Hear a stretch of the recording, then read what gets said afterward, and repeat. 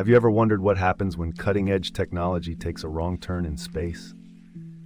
In 1962, NASA embarked on a bold mission called Ranger 3, designed to capture unprecedented close-up images of the moon. But in a twist of fate, a tiny miscalculation of just a few seconds in trajectory led Ranger 3 to miss its target entirely, sending it into an unintended solar orbit instead of a lunar impact. This unexpected detour was a major setback, with the spacecraft missing the moon by more than 22,000 miles, yet it provided crucial lessons for NASA's future missions. The story of Ranger 3 serves as a reminder of the challenges and unpredictability of early space exploration, which paved the way for later successes in the quest to unravel the mysteries of our solar system.